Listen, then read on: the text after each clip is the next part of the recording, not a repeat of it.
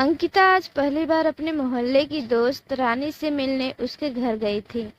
रानी की शादी को अभी 2 महीने हुए थे। दोनों कमरे में बैठे बातें ही कर रहे थे कि अचानक रानी की सास ने बड़बड़ाना शुरू कर दिया। अंकिता ने पूछा, यह तुम्हारी सास क्यों गुस्सा हो रही हैं? रानी ने कहा, अरे छोड़ो यार, क्या बताऊं। उनकी आदत ही है कि हर आने जाने वाले के सामने मेरा रोना लेकर बैठ जाती हैं। सारी दुनिया की बुराई मुझ में है, सूरत मेरी बुरी, फूहड़ मैं, बच्चों को रखना मैं नहीं जानती, पति की मैं दुश्मन, दुनिया की कोई बुराई नहीं जो मुझ में नहीं, और कोई अच्छाई ऐसी नहीं जो उनमें नहीं। अगर मैं खाना पकाऊं तो जुबान पर रख कर थूक देंगी, और फिर मेरे वो नाम रखते हैं कि ईश्वर की पनाह कि दूसरा भी वो खाना ना खा सके। शुरू में तो मुझे खाना पकाने में बहुत मजा आता था। तुम तो जानती हो ना कि अपने घर पर मैं ही खाना पकाती थी, और मेरी मम्मी को मेरा पकाया खाना बहुत पसंद आता था। यहाँ तक कि अच्छा खाना पकाने की वजह से मैं अपने रिश्तेदारों में हर जगह मशहूर थी। यहाँ तो जो पकाओ उसमें बुराई निकाली जाती है।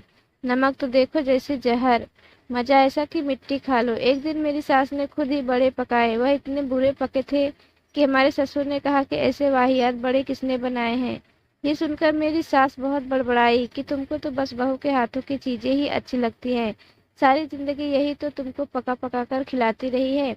अब मैं क्या बोलती, अंदर ही अंदर हंस रही थी। मैंने सोचा कि घर का सारा काम करो और बातें भी सुनो, तो इससे बेहतर है कुछ करो ही ना। अपने कपड़े सूट मैं हमेशा अपने हाथों से ही सिल लेती हूँ, लेकिन अगर कभी कोई ब्लाउज या कोट किसी दर्जी से सिलवा लिया तो बस फिर पूरा महीना सुनो। हर आने जाने वाले के सामने मेरी बुराई शुरू कर देती है कि अरे जी जानती हो, हमारी बहू तो मेम साहब है, वह दर्जी से अपने कपड़े सिलवाती है। मैं चाहे जितना छुपाकर भी किसी दर्जी को अपने कपड़े दूं, फिर भी मेरी पीठ पीछे उनको खबर देने वाले इतने हैं कि उनको हर बात की खबर हो जाती है।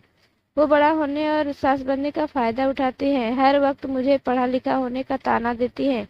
कोई किताब मेरे हाथ में देख ली तो जल भुन जाती है। अगर किसी से बात करती देखे तो समझते हैं कि मैं उन्हीं की बुराई कर रही हूँ। उनको मेरी कोई बात भी पसंद नहीं। मेरी सास को सबसे ज्यादा बुरा तब लगता है जब वो हम दोनों पति पत्नी को खुश देखती है। अगर मेरे पति कभी कुछ मेरे लिए ले आए और मेरी सास को खबर हो जाए तो जल भुन जाती है, और उठते बैठते मेरे पति को ताने देती है कि तुम तो बीवी के गुलाम हो, और फिर हर वक्त मेरी बुराई उनके सामने करती है। मेरे पति सुनकर टाल देते हैं और कभी कभी माँ से बिगड़ भी जाते हैं, और कभी हंसकर कह भी देते हैं कि हाँ माँ, यह बहुत बुरी है, मेरी दूसरी शादी कर दो।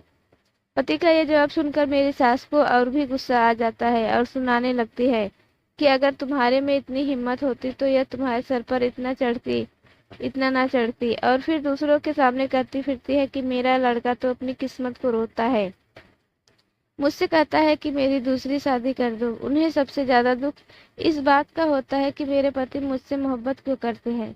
अगर मैं कमरे में आई और मेरे पति मुझसे हंसकर बोलते देख लिया तो फिर आफत आ जाती है। और हर वक्त मेरी शक्ल की बुराई उनके सामने किया करती है।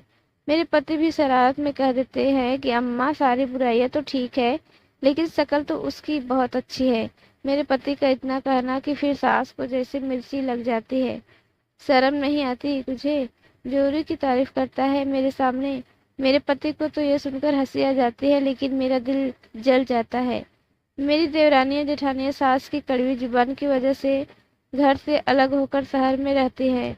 जब भी वो सब थोड़े दिनों के लिए घर आती है तो 4 घंटे तो उनकी खातिर होती है, और फिर उनमें भी बुराइयां निकालना शुरू कर देती है।